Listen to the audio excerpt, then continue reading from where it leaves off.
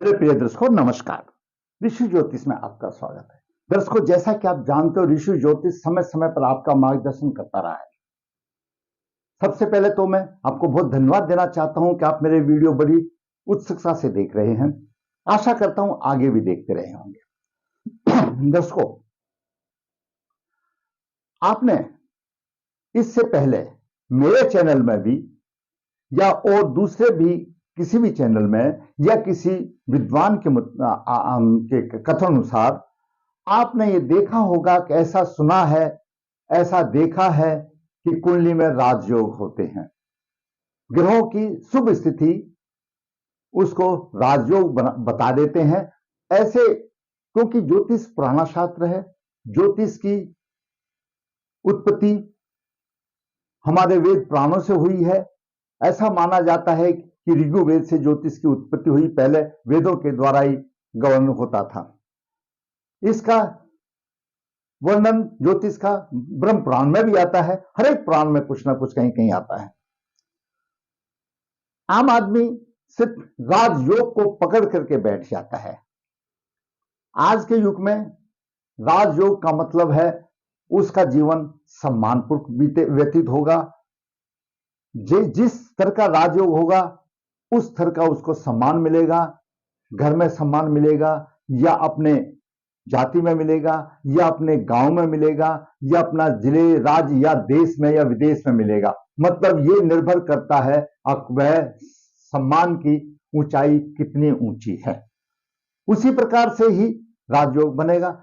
उसी के आधार पर आज लोकतंत्र है तो एमएलए एमपी बनते हैं, कैबिनेट मिनिस्टर बनते हैं, प्राइम मिनिस्टर बनते हैं, राष्ट्रपति जी बनते हैं, मतलब सेना अध्यक्ष बनते हैं, आईपीएस बनते हैं, यानी सिविल सर्विस बनते हैं। वो सब राजयोग के एक उदाहरण हैं। एक बात मैं आज आपको बता देता हूं, अगर आपका बेटा या आपका भाई या बहन या कुछ कोई भी हो या संबंधी हो और आप कुंडली में अच्छे ग्रहों के अनुसार उसके विद्या ग्रहण, उसकी बुद्धिमत्ता के अनुसार, उसके मार्क्स के अनुसार, उसकी जैसे बोलते हैं कि पूत के पैर पालने में दिखाई दे जाते हैं, उसके अनुसार देखते हैं तो थोड़ी सी कमी है। जो आज एक मैं मास्टर की आपको बताऊंगा उसको जरूर कुंडली में देख लें। वो क्या है तो मुख्य रूप से 7 ग्रह हैं और जिसमें प्रधान ग्रह सूर्य चंद्रमा माने जाते हैं।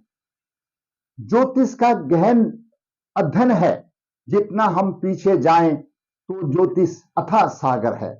हमको शुरू में यह भी मिलता है कि भाई सूर्य चंद्रमा 2 ही हैं, बाकी तो इनको फिर कार्यभार देने के लिए नियुक्त कर दिया गया है। कुछ भी होने दो। मेरा कहने का मतलब यह है कि इन 7 ग्रहों में से सूर्य चंद्रमा प्रथम प्रमुख माने जाते हैं। सूर्य को तो राजा माना गया है और चंद्रमा को युवराज माना गया है ग्रहों की पंचायत में। आपकी कुंडली में जैसे कई कई वर्णन आता है कि केम ध्रुम योग सब अच्छे योगों का सफाया कर देता है। केम ध्रुम योग में क्या है, पहले लेगा, पहले आएगा, उसके बाद खर्च करेगा। लेकिन जो मैं बात बताने जा रहा हूं, आपकी कुंडली में अगर ऐसा है तो आप किसी के भ्रम में ना रहें, पहले उस दोष को ठीक कर ले, वो ठीक हो जाएगा। तो आपका जाता आपका भाई बहन, आपका पुत्र पुत्री, कुछ भी हो, संबंधी हो, वो उच्च स्तर को जरूर प्राप्त करेगा। वो है सूर्य और चंद्रमा की स्थिति। अगर सूर्य और चंद्रमा किसी प्रकार राहु केतु या शनि से अशुभता में पीड़ित हैं तो आपके राजयोग सभी भंग हो जाते हैं। कोई भी राजयोग काम नहीं करेगा, क्योंकि आप इस तरीके से समझो, सूर्य राजा है, अगर राजा में ही दोष आ गया, राजा ही पीड़ित हो गया तो प्रजा क्या करेगी। तो ज्योतिष में यह वर्णन आता है, हमारे अलग अलग जो मुनि हुई है, भृगु मुनि हुई है, गर्ग मुनि हुई है, उन्होंने इस चीज का वर्णन किया है कि अगर सूर्य चंद्रमा पीड़ित हैं, एक ही सूटेबल शब्द है अगर सूर्य चंद्रमा पीड़ित हैं तो कुंडली में जितने भी राजयोग हैं वो भंग हो जाते हैं और उनका फल उतना ही मिलता है। जो ग्रह आप समझते हो राजयोग बना रहा है वह अपनी दशा अंतरता में आपको समृद्धशाली तो बनाएगा, किसी चीज की कमी नहीं रहेगी, लेकिन राजा जैसा व्यवहार नहीं बना सकता। क्योंकि सूर्य की बात करें तो सूर्य राजसत्ता का कारक है, सूर्य पिता का कारक है और सूर्य भगवान विष्णु का प्रतिनिधि है। जब वही पीड़ित हो गया तो आप राजसत्ता कहां करेंगे। सूर्य प्रशासक का कार्य है, जिसका सूर्य बलवान होता है वही प्रशासक बनते हैं, वही तेजस्वी बनते हैं। इसी तरह से चंद्रमा है, चंद्रमा का भी यही है। तो दर्शकों, आप अपनी कुंडली देख लीजिए, अगर ये शुभ स्थान पर हैं सूर्य और चंद्रमा और किसी तरह से पीड़ित है, उनका उपाय किया जा सकता है और उनका उपाय करके हम उसका अनुकूलता, उसका शुभ प्रभाव प्राप्त कर सकते हैं। इसलिए मैंने पहले बताया। आज हम ऐसे जातक की कुंडली का विश्लेषण करने जा रहे हैं। तो मेष लग्न की कुंडली है और दसम भाव में मंगल उच्च राशि का हो जाता है। उसकी व्याख्या हमारे विभिन्न ज्योतिषों ने रोचक योग भी बताया। रोचक तो है ही, जब केंद्र में मंगल होगा, उच्च राशि का हो, अपनी राशि का हो, तो रोचक योग बनेगा। वहीं पर अगर मंगल दसम भाव में है या उच्च राशि का है तो कुल दीपक योग बनेगा। कुल दीपक की कई हमारे ज्योतिष के विद्वानों ने दी है। और बुध भी लगन में होना चाहिए, केंद्र भी लगन में होना चाहिए, लेकिन कुछों का मत यह भी है कि अगर उच्च का मंगल है तो कुल दीपक माना जाएगा। वो ठीक है, ज्योतिष में भी कंट्रोवर्सी है, कहीं ना कहीं अलग अलग विचार हैं इस चीज में भी। लेकिन जातक का लग्नेश दसम भाव में उच्च का है और इससे अच्छा राजयोग कोई होता नहीं है। लेकिन जातक का सूर्य के साथ केतु है, शापित कुंडली बन गई। चंद्रमा केतु से प्रभावित है, दोनों पर पीड़ित हो गए, तो उसका दैनिक जीवन प्रभावशाली तो है, लेकिन वो उससे कहीं और ऊंचा जा सकता था, उस जगह पर नहीं पहुंच पाया। आज उसी की कुंडली का हम अध्ययन करते हैं। आपका लगन कोई भी हो, यह लगन है, लगन का स्वामी दसम भाव में हो तो राजयोग है और वह माता पिता का परम भक्त होता है, उसके प्रति भगवान के प्रति श्रद्धा होती है। यह हमें हमेशा बताते हैं। क्यों? दसम भाव व्यवसाय का, सम्मान का, प्राप्ति का भाव है। सूर्य चंद्रमा आपके कहीं पर भी हो, उन पर अशुभ प्रभाव, जिस प्रभाव से वो पीड़ित हो, तो कितने भी राजयोग हो वो भंग हो जाते हैं। वह राजा नहीं परंतु राजा जैसा समृद्धशाली जीवन व्यतीत करेगा। कुल दीपक योग जैसा मैंने आपको बताया। उसके बाद बुध अगर तुला राशि में हो, उसको गुरु देखे तो क्या प्रभाव होगा। शुक्र अगर तुला राशि में हो तो उसको देखे गुरु, क्या प्रभाव होगा। ये 3-4 महत्वपूर्ण योगों में जो कि जीवन में जरूरी है, उनको लेकर के हम इस कुंडली में 2-4 बातों का आपका मार्गदर्शन करेंगे। जातक का जन्म 12 अक्टूबर 1986 शुक्ल पक्ष 10 श्रावण नक्षत्र 4 रविवार को हुआ। इसकी माता ने फुर्सत से पैदा किया क्योंकि स्वर्ण नक्षत्र लेकर हुआ और स्वर्ण नक्षत्र का सीधा प्रतिवेद जाता है स्वर्ण कुमार से। ऐसा जातक तो वैसे ही माता पिता की सेवा करने वाला होगा। तभी तो माता ने बड़े धैर्य से, तसल्ली से उसको जन्म दिया और ऐसा ही जातक निकला। माता पिता की सेवा करने वाला नक्षत्र है, स्वर्ण नक्षत्र में पैदा हुआ। इसके स्वामी चंद्रमा है। देखो कितनी अच्छी बात है। जन्म के समय पर मेष लगन हुआ, उसके 13 डिग्री विराजमान है। छठे भाव में सूर्य कन्या राशि में 25 डिग्री विराजमान है, साथ में केतु 27 डिग्री विराजमान है। सूर्य केतु के साथ है। सूर्य केतु की युति शापित योग बनाती है। सप्तम भाव में शुक्र अपनी राशि में है, वहीं पर तीसरे भाव का स्वामी और छठे भाव का स्वामी बुध भी साथ में है। अष्टम भाव पर वृश्चिक राशि में शनि है। दसम भाव में मंगल लग्नेश उच्च राशि का है। इसी का हम जिक्र कर रहे थे कि लग्नेश उच्च राशि का है। साथ में चंद्रमा 21 डिग्री विराजमान है। एकादश भाव में गुरु 20 डिग्री का है दर्शकों। और दूसरा महत्वपूर्ण योग यह है कि एकादश भाव में गुरु की स्थिति बहुत अच्छी होती है, वो अनेक अशुभ दोषों का नाश कर देता है। किस तरह से करेगा हम आगे विचार करेंगे। द्वादश भाव में द्वादश राहु प्रबल पितृदोष माना जाता है। छठे भाव में केतु है, द्वादश भाव में राहु है। यह महापद नामक कालसर्प योग बन जाता है। इस कालसर्प में जातक को रोगी बनाते हैं, लाख इलाज करने पर भी दिक्कत आती है और गुप्त शत्रु इस ऐसे जातक को परिहार करते हैं और यात्राएं अधिक होती है लेकिन वो असफल होती है, मतलब जीवन उसका संघर्ष में निकलता है। पद्मनाभ याग योग कालसर्प योग बन रहा है। दर्शकों, मेष लगन इसके स्वामी मंगल है और ग्रह की पंचायत में मंगल को सेनापति माना गया है। मंगल की 4 दृष्टि है, अपने स्थान से चतुर्दृष्टि, अपने स्थान से सप्तम, अष्टम स्थान से अपने स्थान से अष्टम पर पूर्ण जैसे देखता है।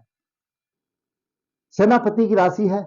ऐसे आदमी बाल की खाल निकालने वाले होते हैं किसी भी चीज में, इनकी था पाना बड़ा मुश्किल है। लग्नेश मंगल दशम भाव में अपनी उच्च राशि में है, उच्च राशि में है।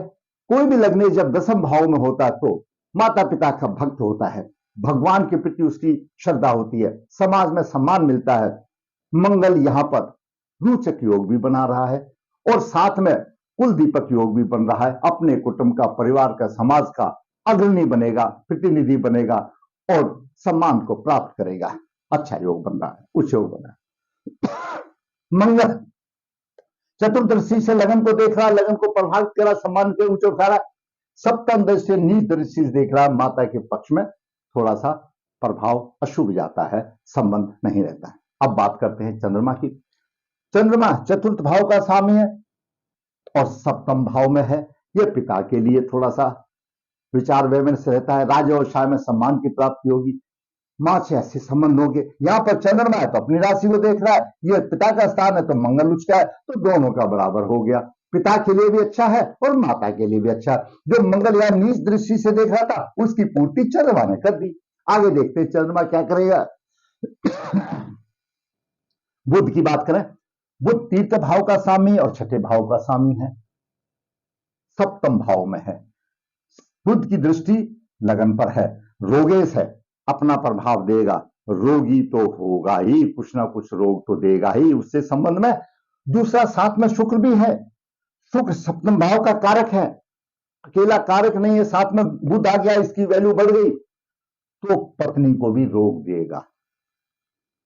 आगे बात करते हैं गुरु की।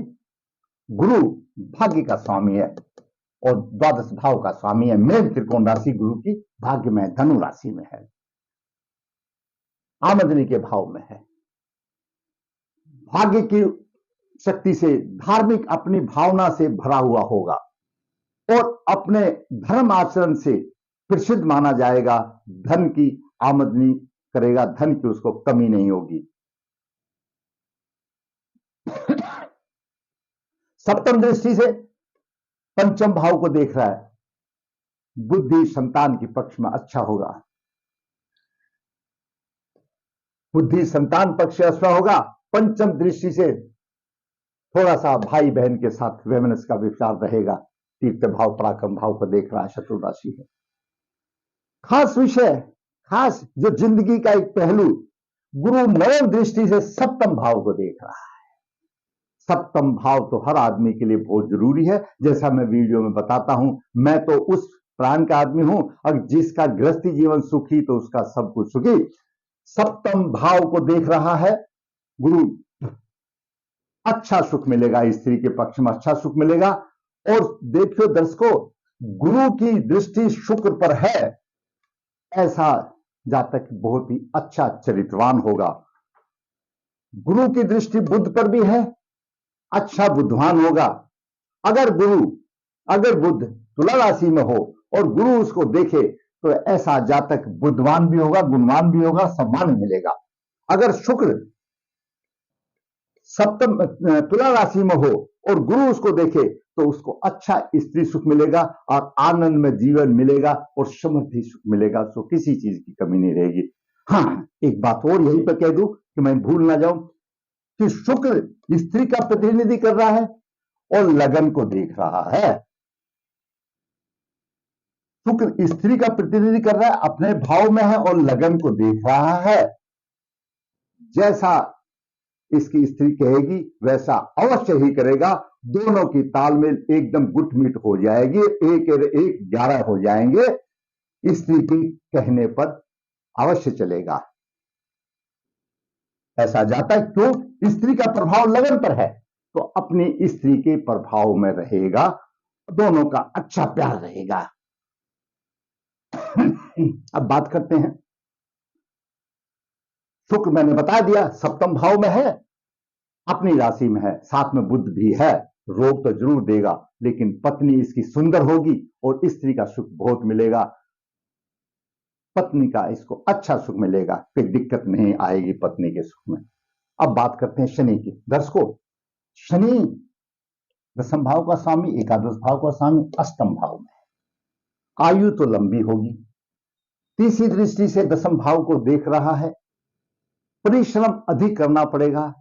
ज्योतिष शास्त्र हमारा यह कहता है कि जातक अपने पूर्व जन्म के अशुभ कर्मों के अनुसार दसम भाव का स्वामी अष्टम भाव में बनता है। इसको प्रेत योग भी कहा जाता है। और इधर सूर्य के साथ भी केतु आ गया, प्रेत बाधा वाली बात आ गई। परिश्रम अधिक करना पड़ेगा। सप्तम दृष्टि से धन भाव और जो कुटुंब को देख रहा है। धन भाव और कुटुंब की उन्नति के लिए जातक को अथक परिश्रम करना पड़ेगा। बस एक बात याद रखो दर्शकों, शनि जो भी प्रभाव देगा वो परिश्रम करा के देगा। मुफ्त में चॉकलेट शनिदेव नहीं देंगे। जहां पर भी देखेगा शुभ प्रभाव में वो परिश्रम करा करके देगा। दसम दृष्टि से संतान के पक्ष में कुछ परेशानी आ सकती है, योग नहीं हो सकती है, फलाना नहीं होते, लेकिन गुरु देख रहा है। संतान पक्ष का स्वामी भी छठे भाव में है लेकिन क्रूर ग्रह है। शुभ ग्रह होता था, क्रूर ग्रह बलवान हो जाता है, तो संतान के पक्ष में भी कोई दिक्कत वाली बात नहीं। अब बात करते हैं राहु की। राहु अष्टम राहु है। खर्चा अधिक होगा, सुखों की हानि होगी, क्योंकि पंचम दृष्टि से यहां पर देख रहा है। सुखों की हानि होगी। शत्रु टिकेंगे नहीं इसके सामने, अपने आप 9 2 11 हो जाएंगे। शत्रु टिकेंगे नहीं। और नवम दृष्टि से राहु अष्टम भाव को देख रहा है, जहां पर थोड़ी सी प्रॉब्लम आएगी। क्यों? एक तो शनि है शत्रु राशि में और राहु भी शत्रु राशि को देख रहा है। माना जाता है अब शनि जो है अष्टम भाव में योग कारक होता है, लेकिन शत्रु की राशि है और अष्टम भाव कष्ट और जीव आयु का भाव है। राहु की जो दृष्टि आ गई इसने थोड़ा सा गड़बड़ झाला कर दिया। कष्ट ज्यादा होंगे, यहां पर कष्ट ज्यादा होंगे और कष्टों की कोई लिमिट नहीं है। शांति करा लेने से अच्छा रहता है। अब बात करते हैं केतु की। केतु छठे भाव में है। पंचम दृष्टि से दसम भाव को देख रहा है। उतार चढ़ाव होंगे। यहां पर चंद्रमा को पीड़ित कर रहा है केतु। यहां पर समीकरण खराब हो गया। सूर्य को यहां पर केतु ने रगड़ दिया और चंद्रमा को यहां पर रगड़ दिया। दोनों हमारे जो ग्रह हैं वो दोनों पीड़ित हो गए। केतु 12वें भाव को देख रहा है, खर्चा अधिक होगा। नव दृष्टि धन और कुटुंब में परेशानी वाली बात बनेगी। ये दर्शकों, मैंने बताया सूर्य चंद्रमा पर किसी प्रकार का राहु केतु का प्रभाव सभी राजयोगों को भंग कर देता है। यह मंगल जातक का ऐसा है, उसको कहीं भी ले जा सकता था। गुरु भी अच्छा है, भाग्य अच्छा है, सब भाव को भी, व्यवसाय को भी ऊपर उठा रहा है और जीवन साथी के सुख के ऊपर उठा रहा है और पंचम भाव में दृष्टि करा, अच्छा है। लग्नेश भी अच्छा है और भाग्य का स्वामी भी अच्छा है। पंचमेश सूर्य है, क्रूर ग्रह खराब नहीं है, लेकिन केतु ने खराब कर दिया, उधर चंद्रमा ने खराब कर दिया। ऐसा पढ़ा लिखा जातक, ऐसा जातक अच्छी सर्विस प्राप्त कर सकता था तो उसको नौकरी तो मिली लेकिन जैसा योग है वैसी नहीं मिली। क्यों? केतु ने सूर्य की टांग पकड़ के खींच लिया और चंद्रमा की टांग पकड़ के खींच लिया, दोनों को उन्होंने बंदी बना लिया, तो फिर राजयोग में फीके पड़ गए, राजयोग फीका पड़ गया। आप ये उम्मीद मान के सोचिए, इसी ग्रह वाला जातक अगर समय से पहले ये कालसर्प दोष का उपाय कर लेता, सूर्य केतु की शापित योग की कर लेता, चंद्रमा केतु का उपाय कर लेता, सूर्य का रत्न पहन लेता, क्योंकि सूर्य पंचमेश है, सूर्य चाहिए, चंद्रमा का भी पहना जा सकता था, कोई बात नहीं, भोलेनाथ की थोड़ी बहुत सेवा की जा सकती थी, ऐसे भी। मतलब ये ग्रह ऐसे हैं कि एक अच्छे राजयोग कारक हैं, लेकिन थोड़े से नासमझ से बिगड़ गए। अगर शुरू में ये कर लेते, अपने शिक्षा के टाइम पर कर लेते, तो उसको कहीं ना कहीं जो आज जो काम कर रहा है उससे कहीं ना कहीं और ऊंची कुर्सी मिलने की संभावना बन जाती। कर्म तो करो, नहीं करने से ये दोष अपनी संतान में, वंशज में ट्रांसमिट हो जाते हैं। यहीं पर उसका रुकावट किया जा सकता था।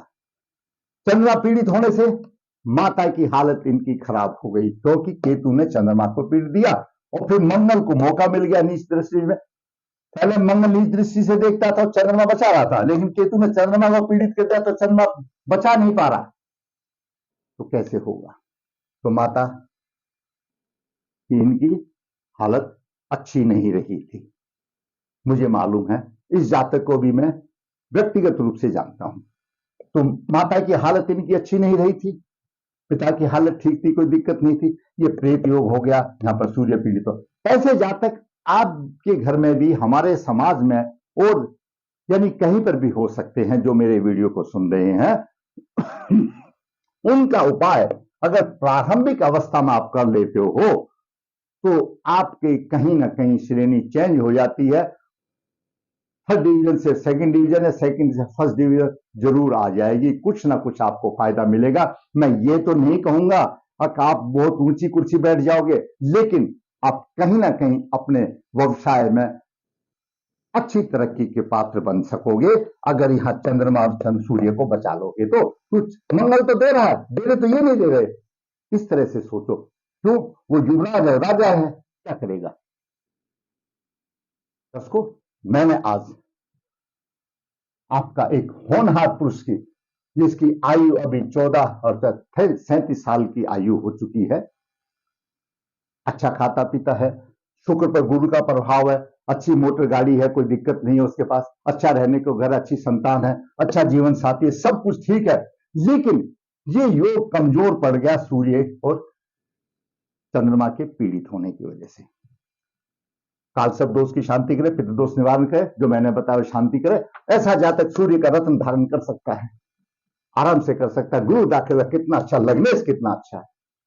अकेले सूर्य का रत्न धारण करने से, चंद्रमा भी केंद्र का स्वामी है, चंद्रमा भी इस कुंडली के लिए योग कारक है, किया जा सकता है। दर्शकों, मैंने आज इस होनहार जातक की कुंडली में आपको उदाहरण के स्वरूप बताया कि किस तरह से योग इस तरह से डाइवर्ट हो जाते हैं। और इस जातक को मैं बहुत सालों से जानता हूं, हर एक्टिविटी इसको देखता हूं।